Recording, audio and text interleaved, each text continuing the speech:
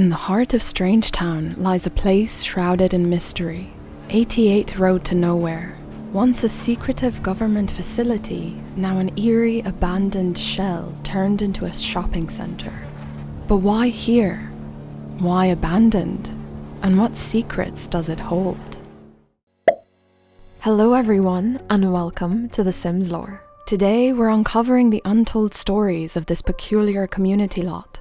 From classified operations to commercial halls, join me as we are about to unravel the mystery of 88 Road to Nowhere. This is the first episode of the new Discovering Liminal Spaces series, so watch out for the next episode. So go grab your snacks, let me know what you're having in that snack report, and don't forget to subscribe and like this if you enjoyed it. Alright, let's get straight into the video. Imagine being at an airport at 3 a.m, where the usual hustle and bustle is absent, and you feel a sense of eerie emptiness overcome you.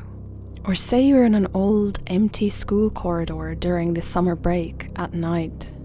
The eeriness often associated with liminal spaces is partly explained by research from the Journal of Environmental Psychology. This research suggests that liminal spaces fall into an uncanny valley of architecture and physical places. The uncanny valley is a term primarily used in robotics and refers to the discomfort people feel when encountering replicas of humans, such as robots or dolls, that are almost but not quite lifelike. Applied to places, this means that liminal spaces might feel disconcerting because they are familiar yet off in some hard-to-place way. This brings me to liminal spaces in the Sim series. Welcome to Strangetown, a parched oasis in the heart of a digital desert of The Sims 2, where secrets are swirling in the hot winds and mysteries bloom amidst the arid landscape. This small sun-baked town, nestled in the arid hills of the desert, is home to the most peculiar stories and mysteries in the Simsverse. With two main streets known as the Road to Nowhere, cutting through the desert landscape, this small town appears barren, yet its secrets run deep. There are two main parallel streets called Road to Nowhere and two intriguing community lots. One such lot is 88 Road to Nowhere, an abandoned government facility turned into a shopping centre. This is one of the most bizarre lots in the Sims 2 franchise. And that's saying a lot since this was shipped with the base game. Here you can find 4 buildings, all weirdly different. First up, we'll focus on this one. The architecture is simple yet charming, with a symmetrical front facade featuring a central entrance flanked by 2 windows. The entrance consists of a wooden door with a patterned design, and it's topped with a pointed arch, a feature often seen in church architecture. On either side of the door, there are pots with green plants, adding a touch of life to the front. The roof slopes steeply, and there's a small unadorned steeple or bell tower rising from the ridge, enhancing the church-like appearance. There are also 2 large stained glass windows on the sides of the building, typical of traditional church architecture, which could be used to illuminate the interior with colourful light. This seems to have been a modest place of worship, likely serving a tight-knit community such as Strangetown.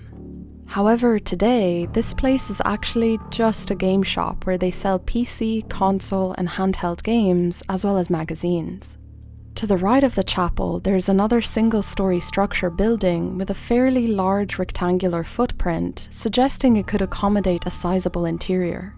The exterior walls are clad in what looks like lavender-coloured siding, which gives it a less industrial and more consumer-friendly appearance. A transformation suitable for its new life as a grocery store. At the center of the facade is an adorned door bordered by a pair of large windows, allowing for natural light to enter the space and for passerbys to peek at the offerings inside. There's also a small raised porch with steps leading up to the entrance, providing a welcoming touch to the grocery store. One of the most distinctive features of the building is the tall cylindrical tower attached to the roof. The purpose of it is not immediately clear from its appearance, but given the building's history as part of a government facility, one could theorize that it might have been some sort of observation tower or a structure housing equipment. However, at present, there is no way Sims can get into it. It is possible that this building once served as an administrative centre for the government facility, housing offices and meeting rooms. The tower might have been a point of communication filled with equipment to stay in contact with other parts of the facility, or maybe for surveillance. It also kind of looks to me like a diner, but you can make up your own mind here. After its conversion to a shopping centre, the decision to turn this particular building into a grocery store could have been driven by its size and layout, which would be well suited to aisles of goods and a spacious checkout area. In the spirit of Strangetown, having that Area 51 vibe, one could humorously conjecture that the tower is where the grocery store hides the good stuff. Exotic fruits from unknown places, or the last cache of Twinkies from before the apocalypse. But more realistically, it's a unique architectural feature that has been repurposed for a new, more mundane yet essential function. The interior has bright and welcoming decor. The floor has a checkered pattern with white and blue tiles, which adds a dynamic visual element to the space. The room is well lit, with natural light streaming in from the large windows on both sides of the wall. The grocery store is equipped with shelves and bins that are neatly organised and filled with an array of colourful fruits and vegetables, giving the impression of a wide selection for healthy choices. In the centre of the room, there's a long display of fresh produce, with items like oranges, apples and bananas, all stacked high and appearing ripe for purchase. In the background, there's a small seating area with tables and chairs, suggesting a place where customers can sit and rest, or where they can eat the food they prepare on the grill available outside.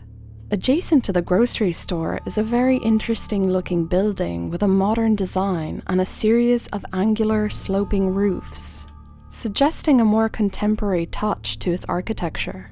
The external walls are finished with what appears to be grey siding, complemented by brickwork on a smaller section, providing a bit of textural contrast. The large, evenly spaced windows allow for a generous amount of light to enter the building, which is typical for commercial structures that have been adapted for public use. Inside, however, you wouldn't expect to see a modestly sized, somewhat crudely constructed pool. The pool is surrounded by a metal fence, possibly for safety reasons, and there is a staircase leading into the dug hole.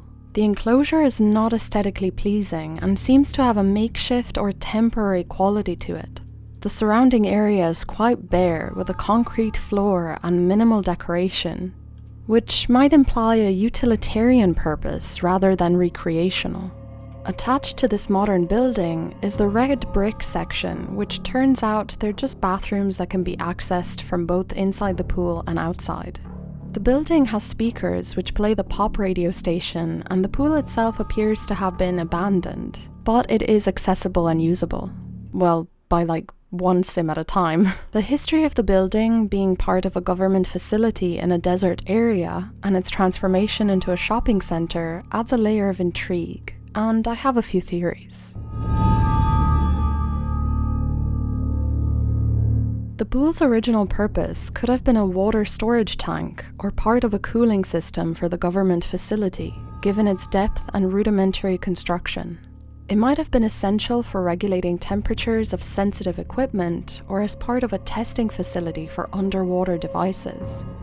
Transforming this space into a public swimming pool could be an attempt to repurpose a redundant feature of the old facility. Perhaps the depth of the structure of the original tank made it too costly or complex to fill in or remove, so converting it into a pool was a practical solution. It's also possible that this pool is an interim solution, a placeholder until further development occurs. It might be that the shopping centre plans to invest in a more elaborate recreational area in the future, but for now, the pool serves a basic need.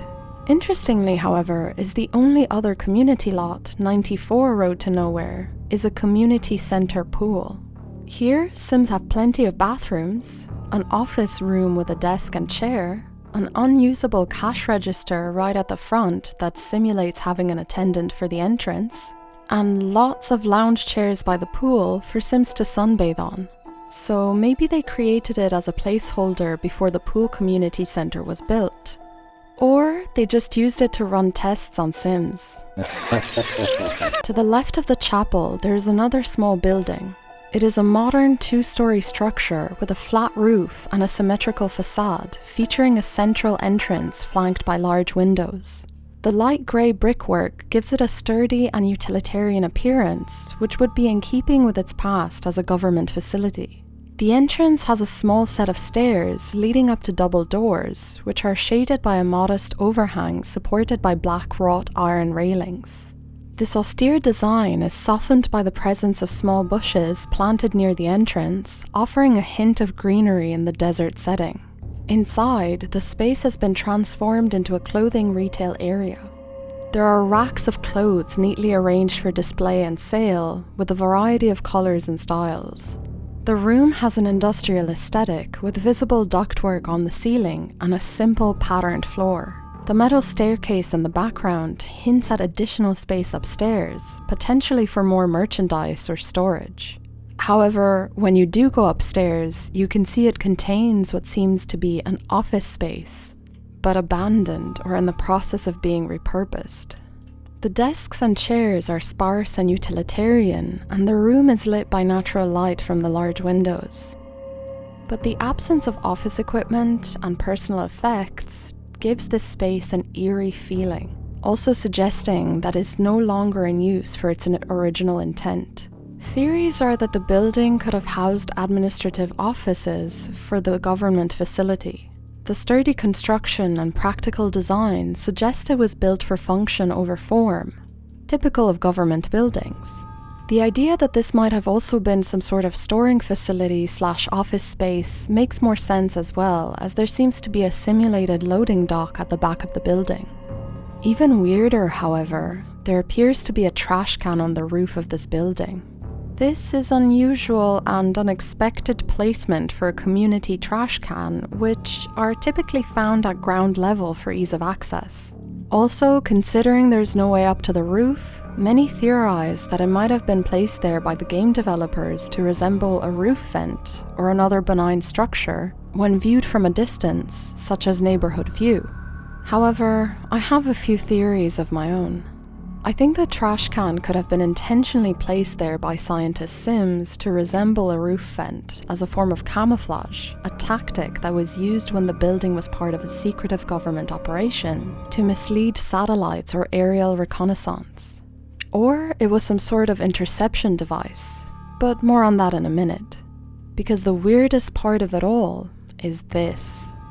This small box-like structure at the very back of the facility in the parking lot. The exterior walls are a plain grey, and there are 2 small square windows that are placed symmetrically on the wall facing the clothing store. And it gets weirder. Inside, there is a single wooden chair and 2 trash cans.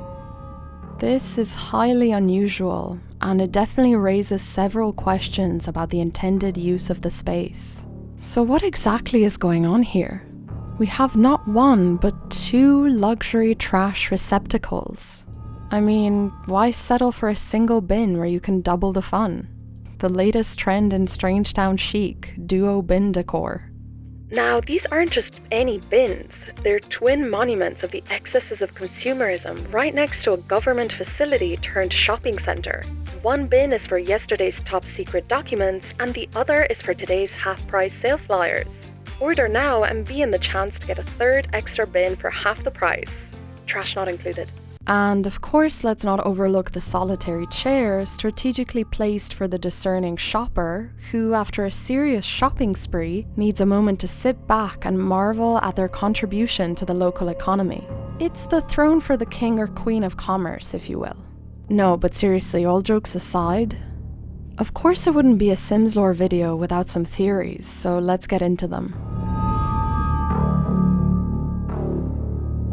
For those of you out there who think nothing of a room like this, I've come up with some mild theories. Security guard post. Given the structure's size and minimal contents, it could serve as a shelter for a security guard, with the chair for sitting during surveillance, and the trash cans for convenience? Maybe not. How about a utility shed? It could be a utility shed for maintenance tools and equipment. The trash cans might be used for collecting waste from around the property, and the chair for breaks? I mean, a far-fetched idea, but still. Okay, new theory. A temporary office. This might have been a temporary office for a construction site or event, with the trash can suggesting its use during an event where waste disposal is necessary.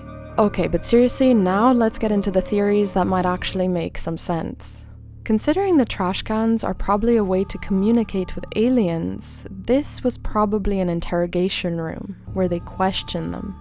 It could be that the trash cans are a communication device, so a good theory is that scientists would use them as walkie-talkies to communicate, hence the presence of them on the roof of the clothing store and in the questioning room. Even better, what if the trash cans are an interception device which stops the aliens from using their alien powers on Sims? It would then make sense for the room to be in fact a holding room.